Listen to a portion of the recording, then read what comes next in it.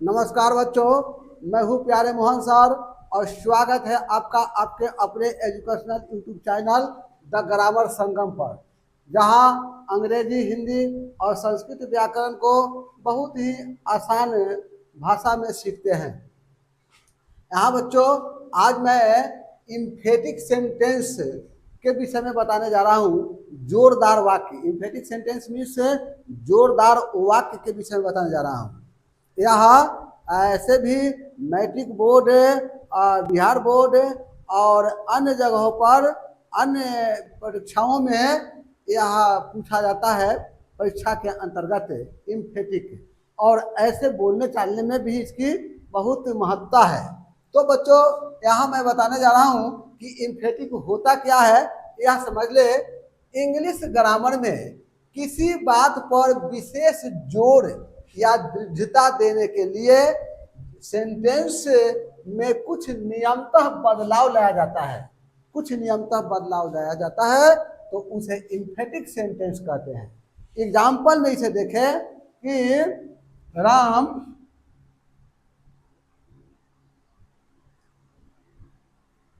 Reads a letter. अब यह जो देख रहे हैं यह नॉन इम्फेटिक है, यानी यह सिंपल सेंटेंस है। सिंपल सेंटेंस को नॉन इम्फेटिक कहते हैं। अब इसे यहाँ इसको कहेंगे तो नॉन इम्फेटिक। नॉन इम्फेटिक यानी सिंपल सेंटेंस। सिंपल सेंटेंस यह हुआ नॉन इम्फेटिक सिंपल सेंटेंस। और इसको हम इम्फेटिक बनाएंगे तो कैसे बनाएंगे यह देख लीजिए। राम, और राम के हिसाब से डू या डज लगाते हैं, यानी रीड्स है, इसलिए बनाएंगे Ram does read a letter.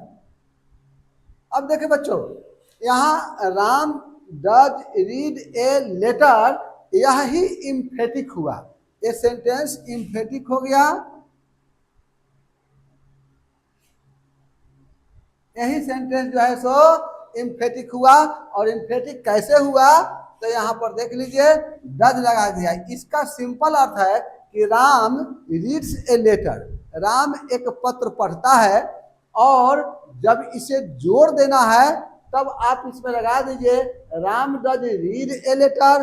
Ram एक पत्र पढ़ता तो है, राम एक पत्र पढ़ता है, पढ़ता तो है, तो है, टी है, इसमें जोर लगा दिया जाता है तो यह इम्फेटिक बन जाता है। तो चले बच्चों, सिंपल सेंटेंस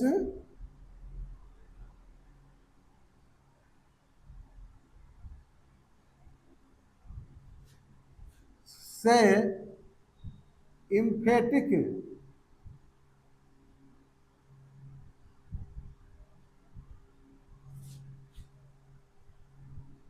बनाने का नियम। यदि दिया गया सेंटेंस, दिया गया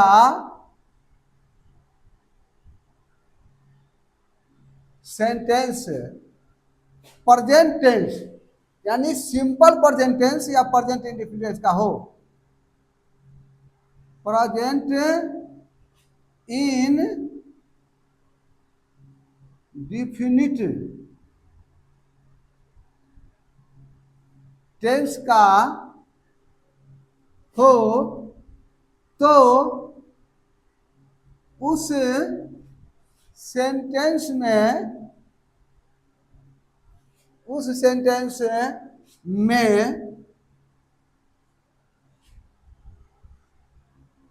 उस सेंटेंस में सब्जेक्ट के बाद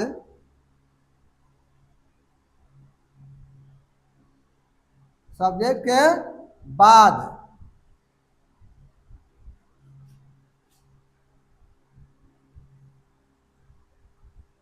डू या डज लगाकर इम्फेटिक बनाया जाता है।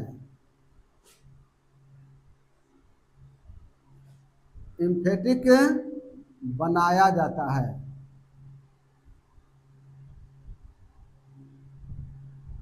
तो क्या आ गई आपको समझ में? यहां यदि दिया गया सेंटेंस प्रेजेंट इंडेफिनिट टेंस का हो तो उस सेंटेंस में सब्जेक्ट के बाद डू या डज लगाकर इम्फेटिक बना दिया जाता है, बनाया जाता है। अब यहां इम्फेटिक जब बनाएंगे, एग्जाम्पल में देखें, एग्जाम्पल से देखें, आई रीड ए लेटर। अब यह सिंपल प्रेजेंट इंडेफिनिट का सेंटेंस है, इसे आप इम्फेटिक में बनाएंगे तो I do read a letter, I do read a letter हो गया। अगर इसी जगह रहता ही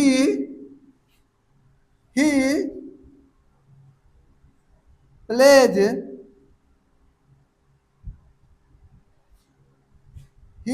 क्रिकेट। अब देखिए ही प्लेज क्रिकेट यहां दे रहे हैं, तो फिर इसका बनाओगे तो क्या होगा, ही, इसका इम्फेटिक बनाओगे तो ही के साथ में डज लगा दो, ही डज प्ले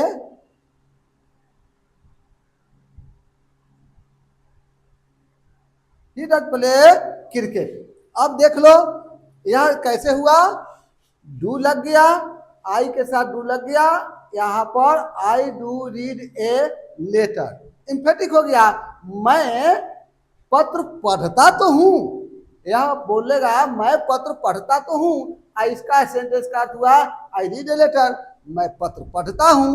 तो मैं पत्र पढ़ता हूं, खूब जोर देगा, कोई कहता कि पढ़ते हो पढ़ते हो पढ़ते हो, तो आप एक बार कहते हैं मैं पत्र पढ़ता तो हूं, बस हो गया। इसी प्रकार से अगर इसको कहता है कि ही प्लेज क्रिकेट, क्या तुम क्रिकेट खेलते हो खेलते हो खेलते हो खेलते हो, तो चिढ़ जाएगा, चिढ़ का जोर दे के बोलेगा मैं क्रिकेट खेलता तो हूं, यहां पर कहेगा ही डज, वह कहेगा कि वह क्रिकेट खेलता तो है, ही डज प्ले क्रिकेट, वह क्रिकेट खेलता तो है। यह आपको इस तरह से यह आप इम्फेटिक बनाते हैं। अब देखें कि किसमें डू लगाएंगे और किसमें डज लगाएंगे, इसमें और थोड़ी सी बात को देखें। जब सिंपल प्रेजेंट टेंस है तो उसमें आपको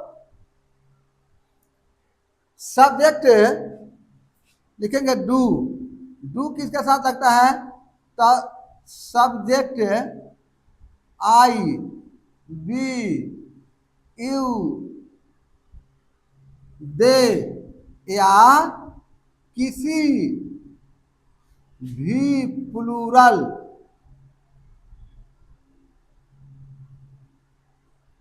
के साथ, किसी भी प्लूरल के साथ में हम डू लगाएंगे। और डज देखिए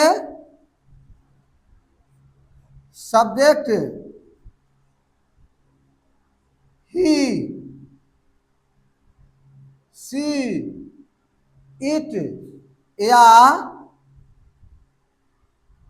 किसी भी सिंगुलर के साथ, यह आप लगाएंगे, या जब कभी भी डज लगाना हो तो सब्जेक्ट ही हो, सी हो, इट हो, या कोई भी सिंगुलर नेम हो, किसी भी सिंगुलर नेम के साथ यहां लगा दीजिए, singular name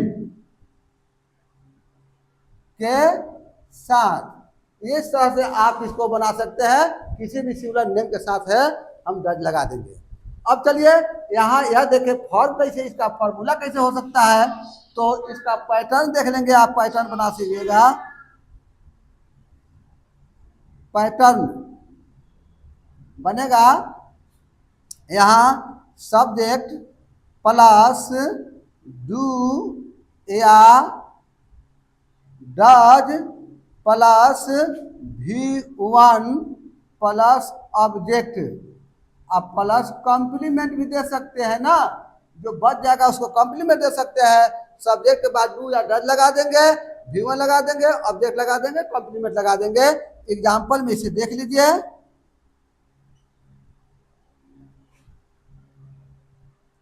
my brother, my brother teaches me English. My brother teaches me English, तो आप क्या करेंगे, my brother teaches me English यहां लिखोगे, इसका बनाओगे इम्फेटिक के, तो रहेगा माई ब्रदर, या सिंगुलर है, माई ब्रदर सिंगुलर है, इसलिए यहां बनाना होगा my brother teach me English. अब देखें यहां पर, ये तो आप देख लिए, यहां सिंगुलर है तो डज लगा दिए, और फिर अगर आप इसको प्लूरल में बना सकते हो तो प्लूरल में बनाइए। एक और चीज देख लीजिए, इसे हम मिटाते हैं ऊपर। यहाँ आप यह भी तो प्रश्न उठा सकते हो कि हम यहाँ जैसे डज लगाए तो इसमें के यहाँ टीचर जो है, यहाँ आप खाली टीच लिख दिए, ऐसा क्यों लिख दिए? यहाँ आपको जैसे यहाँ my brother teaches me English, तो इसमें है my brother does teach me English. तो भाई मेरे, यहाँ पर जानते हो कि यहाँ अफर्मेटिव सेंटेंस है, और अफर्मेटिव सेंटेंस में सिंगुलर सब्जेक्ट के साथ सिंगुलर वर्ब का प्रयोग किया जाता है, सिंगुलर सब्जेक्ट के साथ सिंगुलर वर्ब का प्रयोग किया जाता है। तो माई ब्रदर सिंगुलर है, इसलिए इसके वर्ब जो है टीचेज, टीच वर्ब में ईएस जोड़ करके हम इसको सिंगुलर बना दिए। और वर्ब में पढ़ाए हैं आपको कि वर्ब अपने मूल रूप में प्लूरल में होता है, और जब उसमें एस या एस लगाओगे तब जाके वह सिंगुलर बनता है। तो यहाँ माई ब्रदर तो सिंगुलर है, तो यहाँ पर आप टीचर जो है आप नहीं लगाओगे तो सिंगुलर और यहाँ प्लूरल हो जाएगा, तो गलत हो जाएगा, एसएसपीपी टेंशन बनेगा नहीं। तो यहाँ पर आपको लगाना है माई ब्रदर, तो सिंगुलर है तो वर्ब में यहाँ लगाया गया टीचेज। और जब आप देखो इसमें कि माई ब्रदर और डज आ गया, और इसके पहले मैं बता चुका हूं पिछले वीडियो में कि जिसमें जिस सब्जेक्ट के जस्ट आगे या पीछे, जिस सब्जेक्ट के जस्ट आगे या पीछे सबसे पहले जिस वर्ब का प्रयोग किया जाता है उसी का नंबर सब्जेक्ट के नंबर के अनुसार मिलान किया जाता है, रेस्ट का नहीं।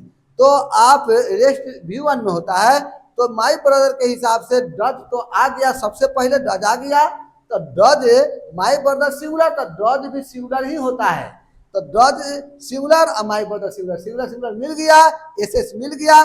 तो नेक्स्ट जितना भी वर्ब अगर होगा वो सब के सब मूल वर्ब में आएगा, अब मूल वर्ब प्लूरल में होता है, इसलिए इसमें एस नहीं लगेगा।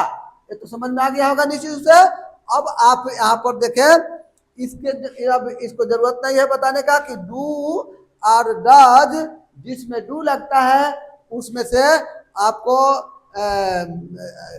भी का हर हाल में 1 ही रहता है, और जिसमें डज रहता है वो तो V5 रहता है। तो भाई 5 वाले में हम यहाँ लगाए हैं, डज को V1 कर दिए हैं। चलिए अब आप देखें नेक्स्ट नंबर 2, यदि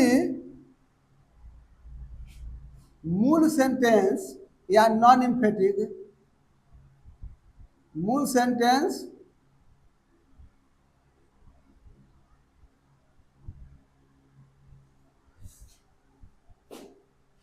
सिंपल पास्ट में हो, सिंपल पास्ट मतलब past indefinite, simple past means past indefinite tense में हो, पास्ट टेंस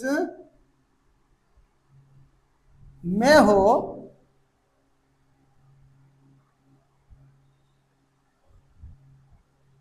तो इम्फेटिक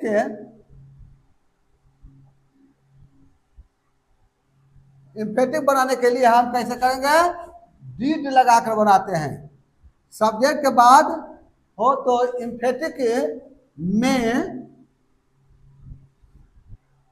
सब्जेक्ट के बाद सब्जेक्ट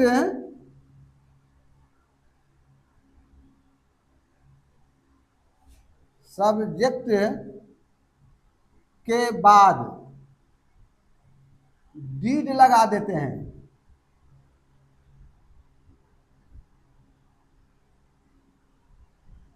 अब देखिए यहां पर इसका फॉर्म देख लीजिए, पैटर्न है, हम इस पैटर्न पर सजा देंगे। Subject plus did plus V1 plus object और प्लस बच जाएगा वह कॉम्प्लीमेंट बना देंगे। अब इसका एग्जाम्पल देखिए सब्जेक्ट लिखेंगे, उसके बाद डीड लिख देंगे और तब उसके बाद V1 लिखेंगे, फिर ऑब्जेक्ट लिखेंगे, फिर कॉम्प्लीमेंट लिख देंगे, तो इम्फेटिक बन जाएगा। अब देखें यहाँ पर एग्जाम्पल से देखिए, आप एग्जाम्पल से देखें, ही वेंट टू पटना। अब देखो यहां जो बताया गया, ही वेंट टू पटना, आप V2 लगा हुआ है, वेंट गोन, तो यहाँ पर V2 लगा हुआ है। V2 means simple past tense. Simple past tense होता है तो उसे हम वर्ब का सिंपल पास्ट टेंस में हम वर्ब टू लगाते हैं। तो जैसे V2 आ गया तो आप समझ लो कि सिंपल पास्ट टेंस है, और सिंपल पास्ट टेंस है तो इसका इम्फेटिक बनाओगे तो ऐसे बनेगा, ही और तब डीड, सब्जेक्ट के बाद डीड लगा दो और तब उसके बाद में V1 कर देना है। यह किसका रूप है? गो का रूप है, गो वेंट गोन, तो यहाँ गो का रूप है, इसलिए हम यहाँ पर डीड लगा दीजिए। ही डिड और तब लगाइए आप गो, इसका रूप बनाइए, he did go to Patna. अब देखिए he did go to Patna, अब यहाँ क्या आएगा आपके दिमाग में आएगा कि भाई इसमें डिड लगाए है वो, तब गो काहे लगा दिए, उसमें है वेंट, इसमें है गो। तो आपको समझना चाहिए कि यही बात मैंने SSPP में बताया हूं कि सब्जेक्ट का जस्ट आ गया पीछे जो वर्ब होता है उसी का नंबर हम सेंटेंस में उसी का नंबर सब्जेक्ट के अनुसार रखते हैं, बाद बाकी जो होता है वह मूल वर्ब में होता है। अब चलो यहाँ पर ही वेंट टू पटना, अब ही वेंट टू पटना जैसे लगाए हैं तो इस सब्जेक्ट के जस्ट बाद डिड पास्ट रूप खुद होता है। डिड जो है सब्जेक्ट के जस्ट बाद वाला जो है सो पास्ट रूप में है, V2 में है, तो डू डिड डन, तो यहाँ पर यह डिड V2 रूप हो गया, इसलिए आगे वाला जो वर्ब होगा वह मूल वर्ब में होगा, यानी V1 में होगा। तो आपको लगता है कि अब कोई दिक्कत नहीं होगी। यहाँ जब कभी भी V2 रहेगा तो उसमें आपको डिड लगा देना है, और जब जिसमें डिड लगा दीजिएगा उसके बाद में वर्ब को मूल रूप में लिख देना है। बस आपका यह बन गया, आपका इम्फेटिक बन गया। यहाँ पर एक और एग्जाम्पल से इसे देख लेंगे। आई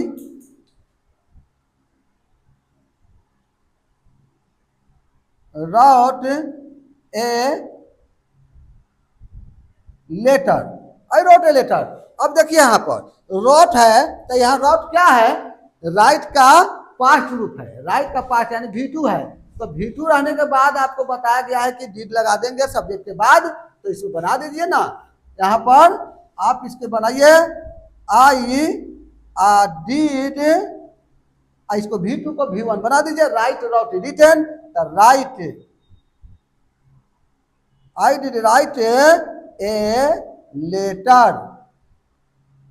क्या आपको इसमें कोई कंफ्यूजन है क्या? नहीं। मैंने जो इम्फेटिक का 2 रूल्स बताया वह आपको समझ में आ गया होगा, मुझे ऐसा उम्मीद है। आपको समझ में आ गया है तो वीडियो को लाइक करिए और शेयर करिए, तथा चैनल को चाहे तो सब्सक्राइब भी कर दे, और जब सब्सक्राइब करें तो बेल आइकन को अवश्य दबा दे, ताकि अगले वीडियो आपके तक सूचना चला जाए। तो मिलते हैं नेक्स्ट वीडियो में।